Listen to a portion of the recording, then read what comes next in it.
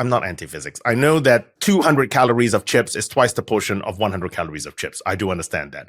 But so is 200 grams of chips, twice the portion of 100 grams of chips.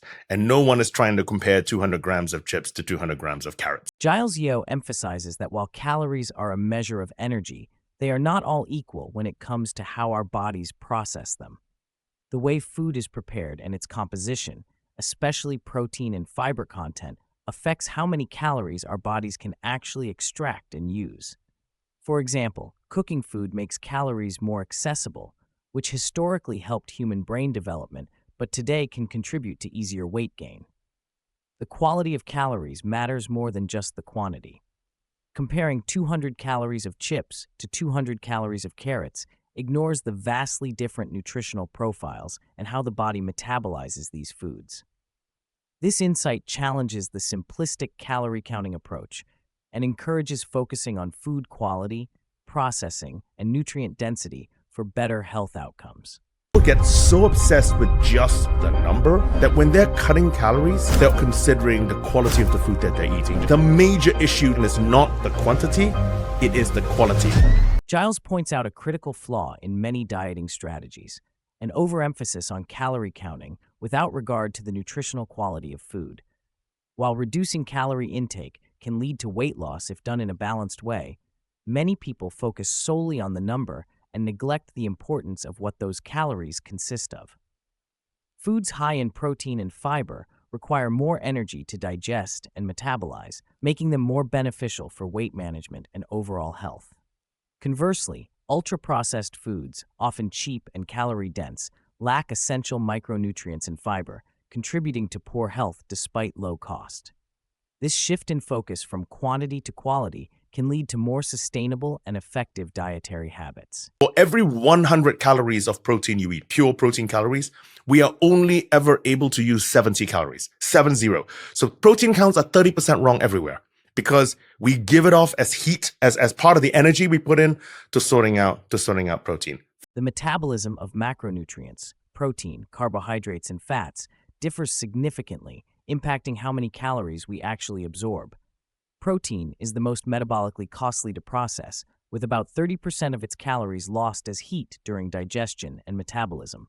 Fats are nearly 100% available as energy, while carbohydrates vary depending on fiber content. Fiber-rich carbs require more energy to digest. This means that calorie counts on food labels can be off by 5 to 10%, especially for protein-rich foods. Understanding these differences helps explain why not all calories are equal and why focusing on macronutrient composition is essential for effective weight management. If you are predisposed genetically to eating more because you are more driven to food for a number of different reasons, then it will always be harder for you to lose weight. Okay, ultimately, that is true. Giles acknowledges the significant role genetics play in body weight regulation. Genetic predispositions can influence hunger, satiety, metabolism, and fat storage patterns, making weight loss more challenging for some individuals. However, genetics are not destiny. While they set the baseline, behavioral changes can still lead to meaningful improvements. The analogy Giles uses is that just as he cannot run as fast as Usain Bolt due to genetics, he can still improve his fitness through training. This perspective encourages people to accept their genetic makeup while focusing on achievable lifestyle changes rather than feeling defeated by biology. Why is it so difficult to lose weight? Because your brain hates it when you lose weight. So it thinks, I'm losing weight, this is lowering my chances of survival in a world where there's not enough food. One of the biggest challenges in weight loss is the brain's homeostatic response to losing weight. Evolutionarily, the brain perceives weight loss as a threat to survival and triggers mechanisms to restore lost weight. This includes increasing hunger and lowering metabolism, making sustained weight loss difficult. For example, someone who has lost 10% of their body weight will have to consume fewer calories than someone who has always been at that lower weight to maintain it. This biological resistance explains why many diets fail long-term and highlights the importance of strategies that address both behavior and biology, such as exercise to maintain metabolism and potentially medical interventions for those who need them. One of the things that annoys me the most about food and advertising for food is the health halo, right? This is what we're talking about, the health halo. Giles highlights the misleading nature of food marketing, where products are often branded with health claims that create a health halo, causing consumers to perceive them as healthier than they really are.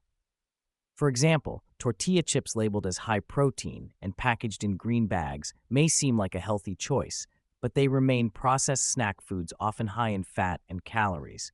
He advises focusing on key nutritional information, protein, fiber, and sugar content, rather than marketing claims.